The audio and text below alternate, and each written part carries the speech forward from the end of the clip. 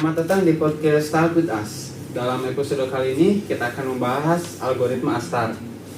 Salah satu algoritma pencarian yang sering digunakan dalam berbagai aplikasi teknologi. Bersama saya Adin Setia Mulya dan narasumber kita seorang ahli di bidang kecerdasan buatan dan teknologi. Kita sambut Boji Irfan Maulana.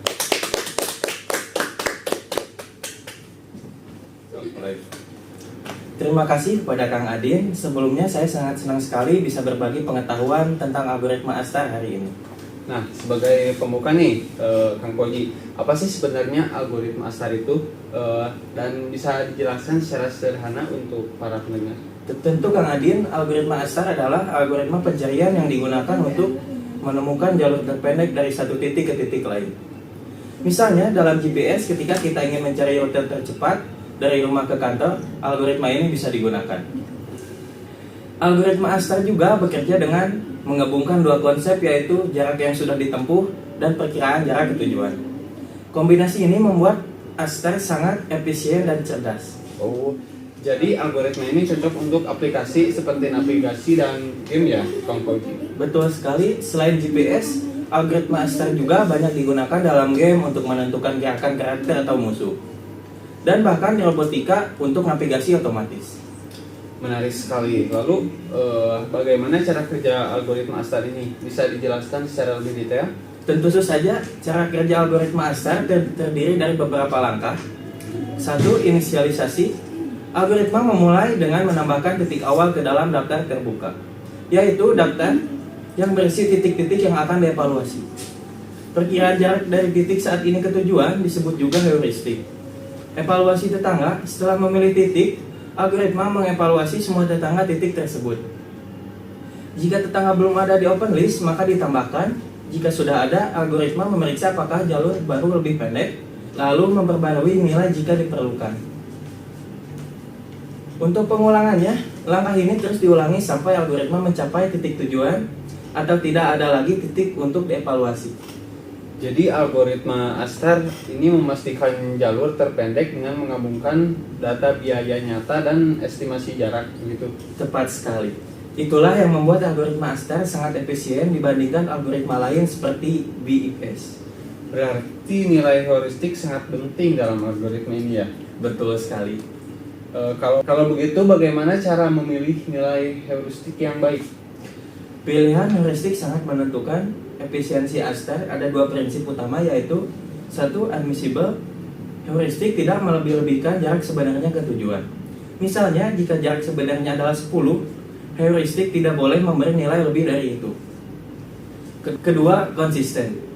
Heuristik harus memastikan bahwa nilai yang diberikan tidak melanggar aturan logika.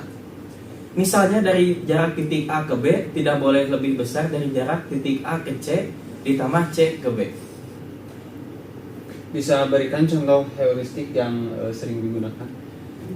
Contoh heuristik yang sering digunakan: 1. Heuristik dalam penelitian sejarah. Mencari sumber-sumber dan bukti sejarah yang berkaitan dengan masalah yang sedang diteliti. Kedua, heuristik dalam kehidupan sehari-hari. Contohnya, membawa payung saat hujan atau mengingat adanya pembangunan jalan di sepanjang rute ketika memutuskan untuk menyetir atau naik bus ke tempat kerja. Luar biasa, tapi apakah algoritma Astar ini mempunyai kelemahan? Tentu saja ada. Salah satu kelemahan utama adalah penggunaan memori yang besar, karena Astar menyimpan semua node yang telah dievaluasi. Jika ruang pencarian sangat besar, algoritma ini bisa menjadi lambat dan membutuhkan banyak memori. Untuk mengatasi hal ini, ada variasi algoritma seperti AIDA yang lebih hemat memori. Menarik sekali, Kang Koji. Jadi meskipun Astar sangat efisien, kita tetap harus berhati-hati dalam menggunakannya pada kasus yang kompleks. Betul sekali, Kang Adin. Selain itu, Astar juga tidak selalu cocok jika heuristik sulit atau tidak jelas untuk ditentukan, seperti dalam ruang pencarian abstrak. Kalau di era kecerdasan buatan saat ini, apakah algoritma Astar masih relevan? Tentu saja masih sangat relevan. Si prinsip Astar sering menjadi dasar algoritma modern. Bahkan di bidang pembelajaran mesin, Astar juga sering digabungkan dengan pendekatan pembelajaran untuk meningkatkan efisiensi pencarian. Astar juga tetap digunakan dalam game navigasi, robot, dan sistem operasi. Jadi nih Kang, apakah Kang Fauji punya tips untuk pendengar yang ingin belajar lebih dalam nih tentang algoritma ASTAR? Tentu saja ada. Saya sarankan untuk memulai dengan memahami algoritma dasar seperti BIPS, karena ASTAR adalah pengembangan dari keduanya. Setelah itu, coba implementasikan ASTAR dalam proyek kecil seperti simulasi jalur pada peta atau game. Ada banyak tutorial dan pustaka yang bisa membantu, seperti pustaka Python atau Pygame untuk visualisasi. Terima kasih atas penjelasan yang sangat jelas dan mendalam.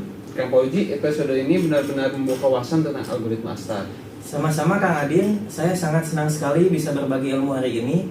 Terima kasih telah mengundang ke podcast kali ini. Baiklah, pendengar sekalian, di sini dulu episode kita tentang algoritma ASTAR. Jangan lupa untuk terus mengikuti kami di podcast Talk With Us untuk pembahasan menarik lainnya. Sampai jumpa di episode berikutnya. Wassalamualaikum warahmatullahi wabarakatuh. Waalaikumsalam.